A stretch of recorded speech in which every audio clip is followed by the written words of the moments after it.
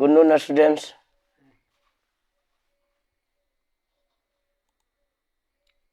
आज की वीडियो में हम आपको ट्यूशन द्वितीय भाग कक्षा 10 का तृतीय पाठ अलस कथा का हिंदी रूपांतरण के साथ साथ प्रश्न उत्तर दे रहा हूँ।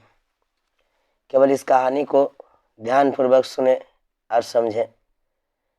समझना ही बहुत काफ़ी है ताकि बोर्ड में आप अच्छे नंबर ला सकें। अलस कथा आलसियों की कथा पाठ परिचय के रूप में सर्वप्रथम दी गई है।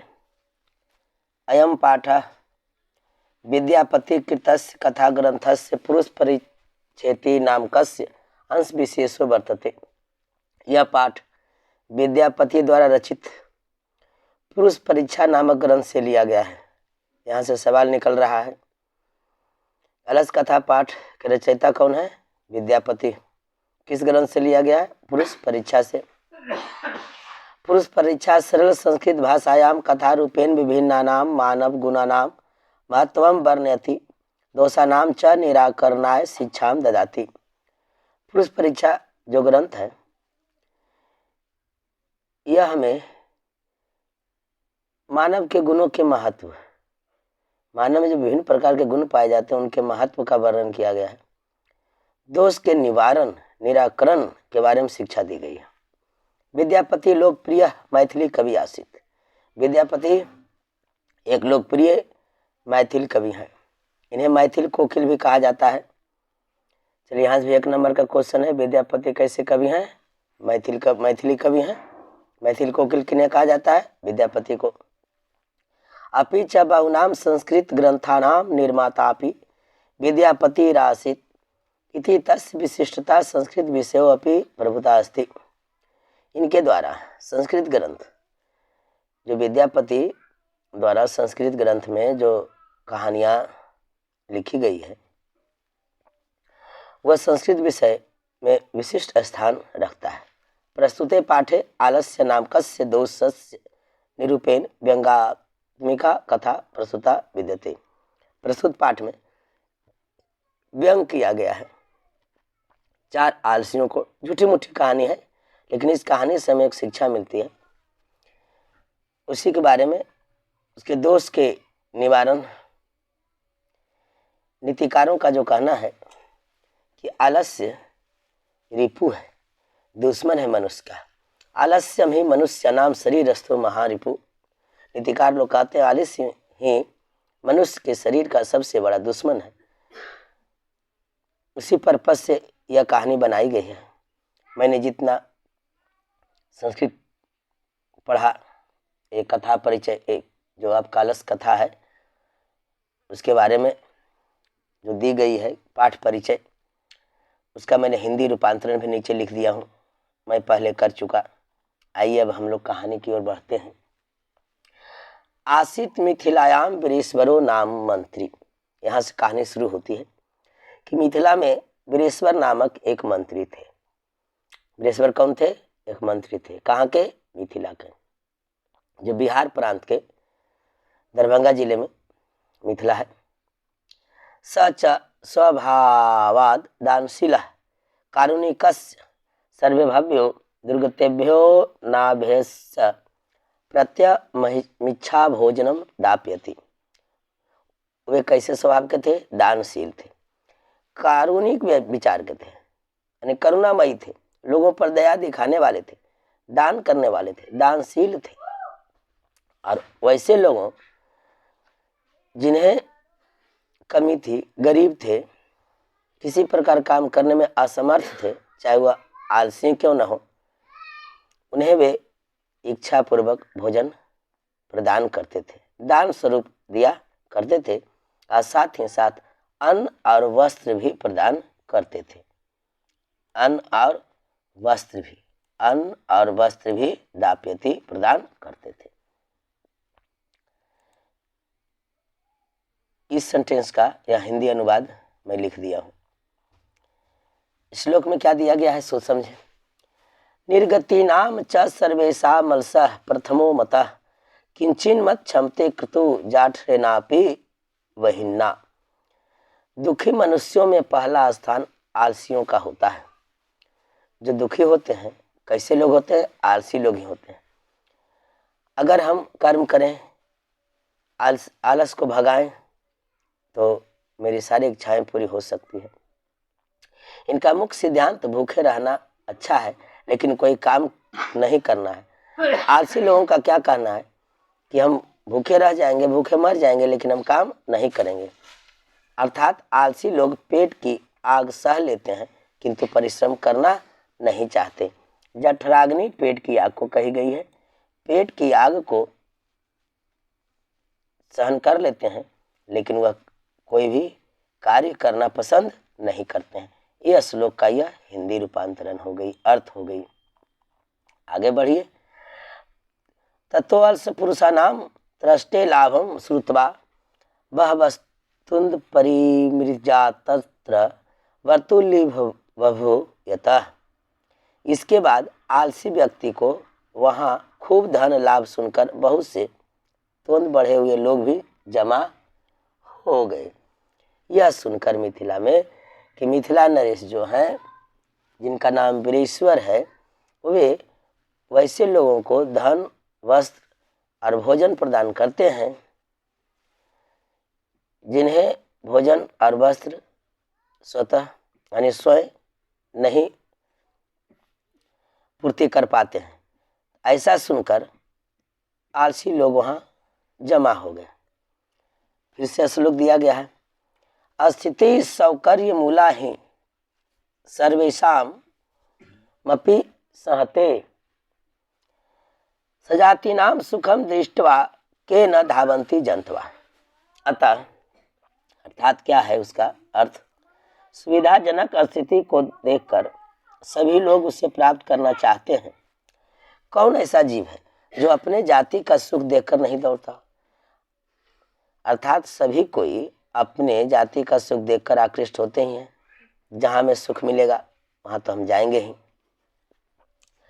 पश्चात अलसानाम सुखम दृष्ट्वा धृत्वा अपि कृत्रिम मालस्यम दर्शिता भोज्यम गृह्णन्ति।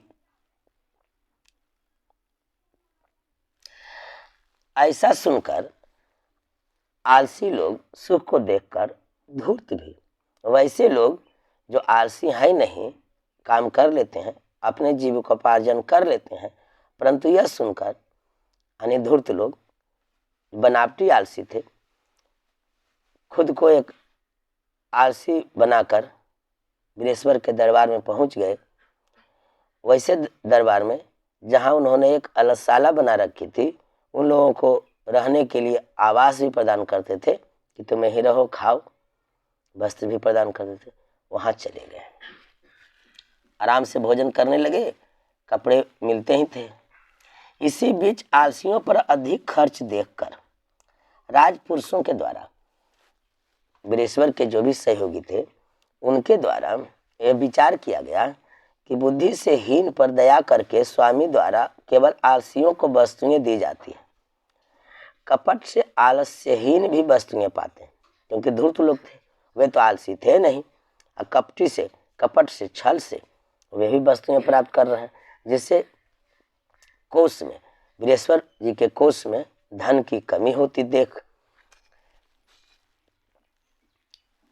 उन लोगों ने एक प्लान बनाई, एक योजना बनाई कि इन आलसियों की जांच की जाए।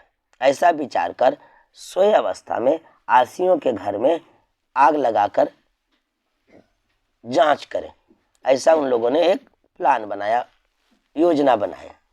कौन बनाए? तो वीरेश्वर के सहयोगियों ने। ततो गृह लग्नम प्रविद्ध मग्नि दृष्टवा धूर्तो सर्वे पलायिता। उस अलसशाला में आग को देखकर सभी धूर्त लोग तो भाग गए। पश्चादि सलसा अपि पलायिता। सभी धूर्त आलसी लोग भाग गए, पलायन कर गए। चत्वारा पुरुषाश्रय सुता परस्परम मालपंथे। मात्र केवल 4 पुरुष ही सोए रह गए। एकेन वस्त्रावृत मुखेनोक्तम अहो कथमय कोलाहला। उनमें से एक आदमी जो आलसी पुरुष था सोया रह गया। चारों ना अभी हम नहीं कर सकते हैं, क्यों आलसी थे। जो 4 बच गए उनमें से एक मुख पर से कपड़े को हटाकर बोलता है, ओहो कैसा कोलाहल है, कैसा हलचल है। दुवित्यो नोक्तम, दूसरा कहता है, तर्कते यदस्मिने गृहे अग्नि लग्नो अपि, ऐसा लगता है कि इस घर में आग लग गई है। तीसरा क्या कहता है, यहाँ से भी सवाल आता है कि आग लगने पर प्रथम व्यक्ति ने क्या बोला, दूसरा ने क्या बोला, तीसरा ने क्या बोला, चौथा ने क्या बोला, और कितने लोग आग लगने के बाद भी गृहशाला में अलसशाला में बचे रह गए, जिंदा नहीं यानी भागे नहीं। 4 बच्चे रह गए, 4 में से 2 क्या क्या बोले तो मैंने बता दिया आपको। तीसरा क्या कहता है, को अपि तथा धर्मो को नास्ति यह इदानी जलाद्रैवो सोभी कटैवासवान प्राविनोति, क्या कोई धार्मिक पुरुष नहीं है जो हम लोगों पर जल से सने हुए गीला कपड़ा, कंबल या कुछ ऐसा वस्त्र हम लोगों पर ढक दे। तो चौथा क्या कहता है, हे बचाला कति वचनानि वक्तु शक्नुत, कितना बोलते हो, चुप रहो। तृष्णि कथम न तिष्ठत, इतना ज़्यादा मत बोलो। ये चौथा का वचन था। चारों का वचन आपने सुना। पहला कहता है कैसा कोलाहल है, क्या हुआ। दूसरा कहता है कि ऐसा मालूम पड़ता है कि अलसशाला में आग लग गई है। तीसरा कहता है कोई धार्मिक पुरुष नहीं है जो जल से भींगे हुए कंबल या कपड़े हम पर ढक दे। चौथा कहता है, अरे बचाल कितना बोलते हो, चुप रहो। जबकि सबको जानकारी हो गई कि आग लग गई है, सभी लोग भाग गए, हम लोग भी जलकर मर जाएंगे, परंतु फिर भी वे इतना आलसी थे कि भागना नहीं चाहे। इसका भी अर्थ मैं नीचे लिख दिया हूं। ततश्चतुर्नापि तेषामेवं परस्परालापं श्रुत्वा वहिनः च प्रवृद्ध मेषामुरपि पतिष्यन्त दृष्ट्वा नियोगी पुरुषः वर्धभयेन चत्वारोपलयसा कैसेष्वा कृत्य गृहीत्वा गृहदाय वही कृता। चारों के इतने वचन को सुनकर, जो परस्पर वार्तालाप कर रहे थे, उनके वचन को सुनकर जो नियोगी पुरुष थे, नियोगी पुरुष कौन थे, वीरेश्वर के सहयोगी लोग थे, उन लोगों ने चारों को केस पकड़कर, बाल पकड़कर उस अलसशाला से, आग लगी अलसशाला से बाहर निकाले। पश्चात तानोलोक्य तत्नय योगी भी पठितम, बाल पकड़कर खींचते हुए बाहर निकाले।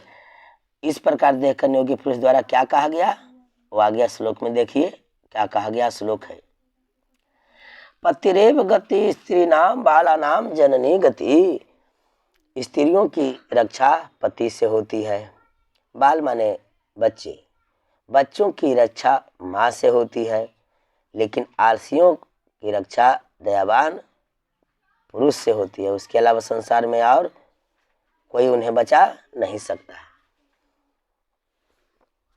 ये सभी नियोगी पुरुष ने कहे। पश्चातेषु चतुर्बलेषु ततोपयधिकतरम वस्तु मंत्री दाप्या मासा, तत्पश्चात चारों को उन्होंने पहले से अधिक चीजें प्रदान की। जो अर्थ है ये मैं अर्थ नहीं यहाँ लिख पाया हूँ, आप उसे समझ लें और सुन लें कि इसके बाद पाश्चातेषु यानी इसके बाद चारों आलसियों को पहले से अधिक वस्तुएं मंत्री ने दान किए। इस प्रकार आपने पूरी कहानी का जो संस्कृत में था उसका अनुवाद, हिंदी अनुवाद आप लोगों ने मेरे द्वारा सुने। अब इससे बहुत सारे ऑब्जेक्टिव क्वेश्चन आते हैं। कभी कभी ऐसा भी आता है कि अपने स्मरण से अपने पाठ्य पुस्तक में दी गई कोई कहानी को भी लिखें। पूरे 4 या 5 नंबर के होंगे। अगर कहानी आप ढंग से सुन लिए हैं तो आप कहानी को लिख सकते हैं 10 लाइन 15 लाइन में, आपको 4 नंबर 5 नंबर आ जाएंगे। ऑब्जेक्टिव क्वेश्चन भी आप कर सकते हैं अगर कहानी आपके दिमाग और दिल में बैठ गई है तो। मैं इस वीडियो में क्वेश्चन भी ऑब्जेक्टिव दे दिया हूँ। वीरेश्वर कौन था, 4 ऑप्शन दे रखा हूँ। आंसर इसका हो रहा है मिथिला का मंत्री थे। अलससाला में आग क्यों लगाई गई? आलसियों की परीक्षा करने के लिए। अलस कथा का रचयिता कौन है? विद्यापति। अलससाला में आग लगने पर भी कितने लोग नहीं भागे? 4 लोग नहीं भागे। अलससाला में आग लगने पर भी कितने लोग नहीं भागे? 4 लोग नहीं भागे। संसार में बच्चों का सच्चा रक्षक कौन है? माता होती है।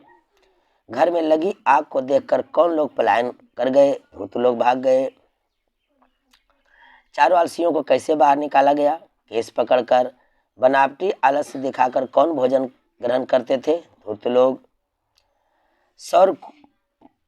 सौकरी मुलाही स्थिति सौकरी मुलाही ... के न धावंती जंतवा। यह उक्ति किस पाठ से संकलित है? अलस कथा से। वास्तविक आलसियों की संख्या कितनी थी? 4। इस प्रकार से आपको ऑब्जेक्टिव क्वेश्चन जो 1 अंक या 2 अंक स्तरीय थी हो गई। अब नीचे देखिए लघु, ये 2 अंक स्तरीय आएंगे जो मैंने अभी करवाया, ऑब्जेक्टिव था, जो आपको OMR सीट पर भरने आएगी। अब जो सब्जेक्टिव होंगे उसका भी मैं कुछ क्वेश्चन बना रखा हूँ। पिछले 2 वीडियो मैंने बताया कि कुल 16 नंबर का प्रश्न आएंगे, 8 प्रश्न हल करना होगा। उनमें अगर यह लेसन टच करता है तो ये सब में से कोई 1-2 क्वेश्चन जरूर रहेंगे। अलस कथा से क्या शिक्षा मिलती है? बहुत ही इंपॉर्टेंट सवाल है। अलस कथा पाठ के लेखक कौन है? अथवा बना के दे सकता है तथा उस कथा से क्या शिक्षा मिलती है।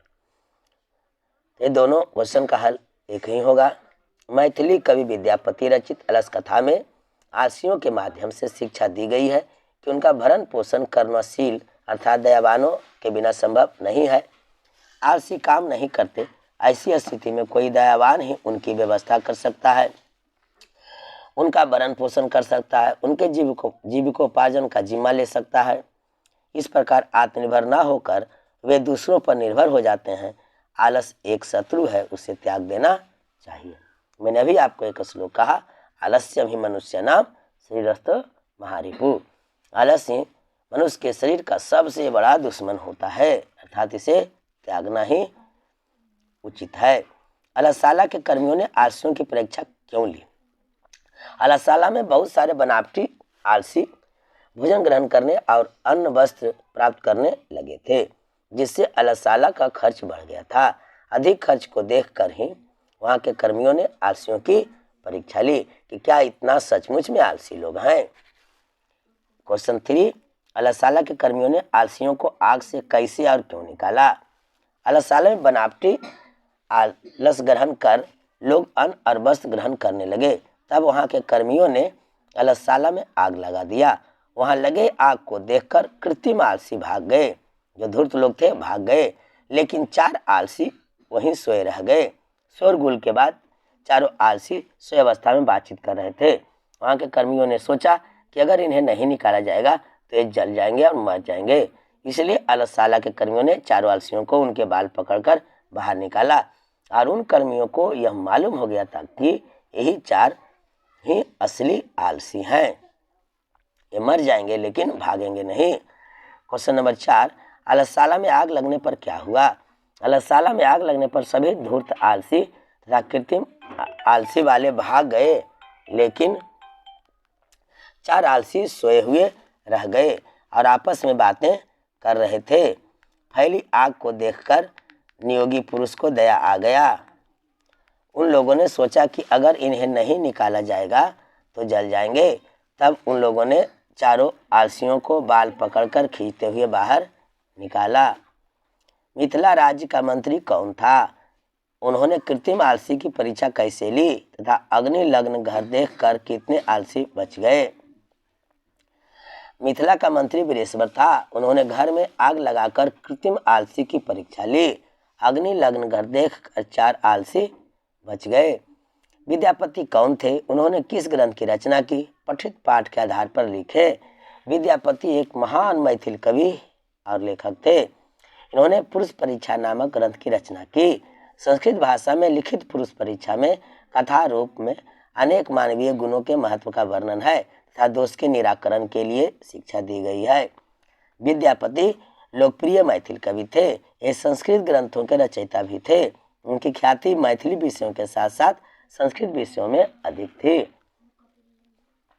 अलस कथा का क्या संदेश है अथवा में अलस कथा पाठ में किस पर चर्चा की गई है।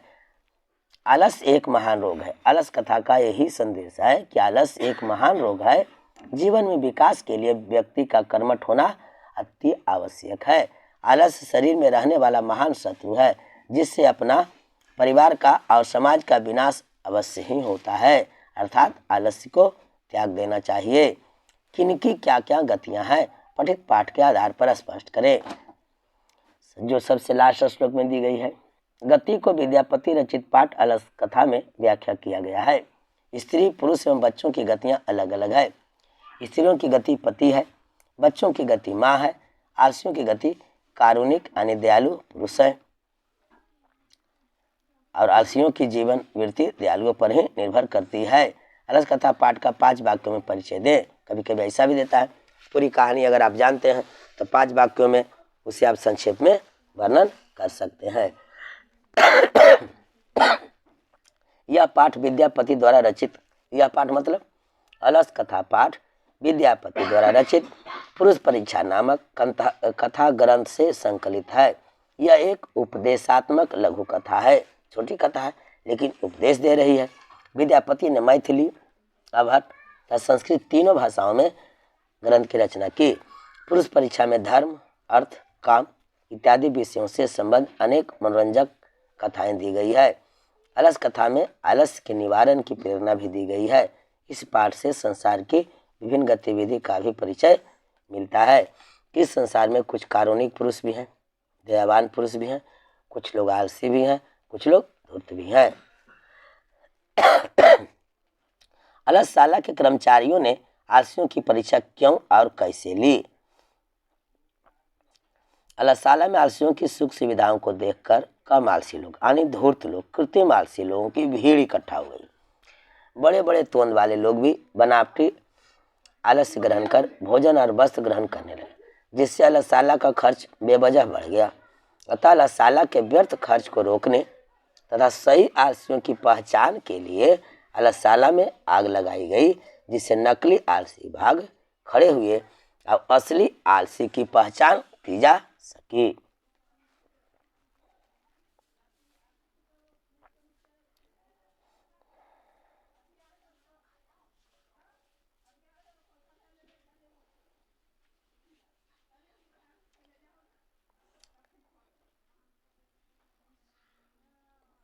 चारों आलसी पुरुष आग से किस प्रकार बचना चाहते थे, यह भी बहुत ही इंपॉर्टेंट है। यह भी कई बार पूछा है।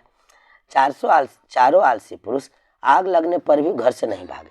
शोरगुल सुनकर वे जान गए थे कि घर में आग लगी हुई है। वे चाहते थे कि कोई धार्मिक एवं दयालु व्यक्ति आकर उनके ऊपर भींगे हुए वस्त्र या कंबल डाल दे, जिससे आग बुझ जाए और वे लोग बच जाएं। यानी कुछ करना नहीं चाहते हैं आलसी पुरुष, वे किसी और के ऊपर निर्भर करना चाहते हैं कि हमें सारी आवश्यकताएं मेरी कोई और पूर्ण कर दे और मैं केवल जीऊं।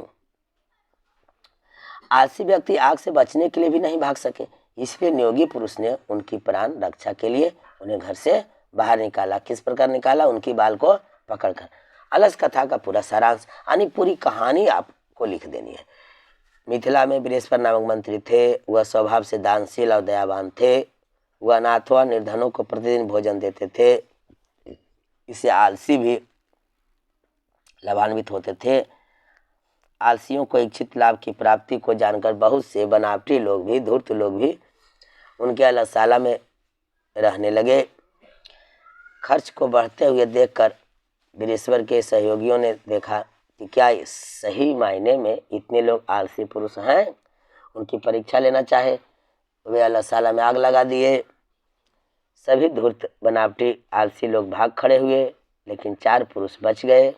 वही चारों रियली में वास्तविक रूप से आलसी थे, जिन्हें केस पकड़कर बाहर निकाला गया। और इससे यह भी शिक्षा मिलती है कि नियोगी पुरुष हैं, कोई धर्म पुरुष हैं जो अपनी दया को दिखाते हैं, अपनी करुणा को लोगों पर बरसाते हैं, जिसके कारण ही अर्थहीन, अभावहीन, जिन्हें अभाव है उनकी पूर्ति वे करते हैं, जिससे उनके जीव को उपार्जन होता है।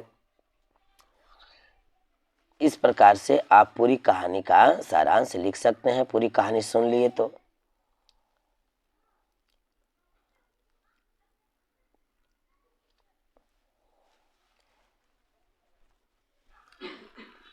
जरा ध्यान दीजिएगा। अगर मैं एक क्वेश्चन नंबर 14 आप मेरी वीडियो को देखकर जो मैंने लिखा हूँ इसे आप पढ़ रहे हैं तो नीचे का कुछ 4 लाइन जो है लहरी से, यहाँ से आप मत लिखिएगा।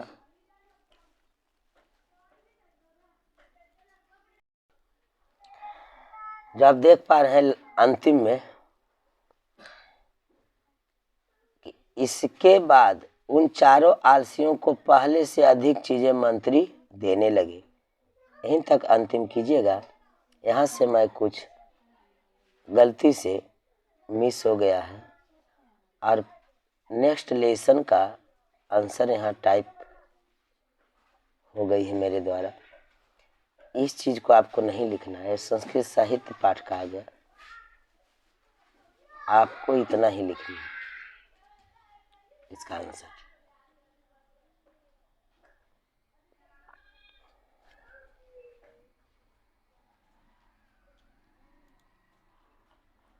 क्वेश्चन नंबर कितने थे?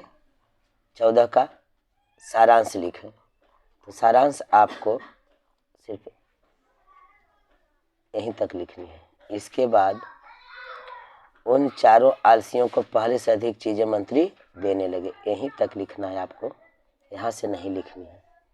क्योंकि ये नेक्स्ट अगले लेसन का कुछ हिंदी अनुवाद आ गई है, इसे आपको नहीं लिखनी है। इस प्रकार से मैंने आपका अलस कथा लेसन का पूरा सारांश बताया, संस्कृत का हिंदी अर्थ बताया, ऑब्जेक्टिव क्वेश्चन करवाया, सब्जेक्टिव क्वेश्चन करवाया। अब बातें रह गई बुक से, उसका भी मैं अलग से वीडियो दूंगा, क्योंकि संस्कृत में थोड़ा टाइप करना मुश्किल लगता है। अगर आप कर सकते हैं तो बहुत ही आसान सा है। इयम कथा कस्मात् ग्रंथात् उद्धिता अस्ति। अगर आप अभी अपने सामने बुक रखे हुए होंगे, अभ्यास में मौखिक में दिया गया आपको कुल कितने सवाल दिए गए हैं? 5, 6, 7, 8, 9 सवाल दिए गए हैं, जिनमें से पहला सवाल है क में यम कथा यानी यह कथा कस्मात् ग्रंथात् यानी किस ग्रंथ से उद्धिता अस्ति उद्धृत है, यानी किस ग्रंथ से लिया गया है। तो आपको उत्तर क्या देनी है? पुरुष परीक्षा। क्योंकि आपको इसका उत्तर एक शब्द में देनी है, या तो फिर अगर एक वाक्य में देते हैं तो यम कथा पुरुष परीक्षात ग्रंथात उद्धृता अस्ति लिखना होगा। इसका भी अलग से मैं एक वीडियो बनाऊंगा, देखूंगा अगर टाइप हो पाती है तो करूंगा, नहीं तो फिर पेज पर लिख करके इसका भी आंसर दे दूंगा। क्योंकि ये सब क्वेश्चन भी 1-2 आते हैं। हमारा तो उद्देश्य रहेगा 100 में 100 आपका नंबर आए, कोई भी एक प्रश्न मिस ना हो, हर एक चीज़ मैं आपको बता दूं। तो मिलते हैं फिर नेक्स्ट वीडियो में। तब तक प्लीज़ आप चैनल को मेरा सब्सक्राइब करें। नए हैं तो अगर आप देख रहे हैं सब्सक्राइब कर ही चुके हैं तो आपका क्या कहना है, लाइक करें मेरी वीडियो को। कन्विंस जब तक दूसरों को नहीं कीजिएगा सब्सक्राइबर कैसे बढ़ेंगे? कुछ लोगों को कन्विंस कीजिएगा तब ना चेनिंग सिस्टम होगी, चेन होगा, लोगों तक मेरी बातें पहुंचेगी। मेरी वीडियो देखने के लिए धन्यवाद। इसी प्रकार हंसते रहिए, मुस्कुराते रहिए और देखते रहिए मेरा YouTube channel Gurukul multipurpose classes का वीडियो। मिलते हैं फिर नेक्स्ट वीडियो में। धन्यवाद।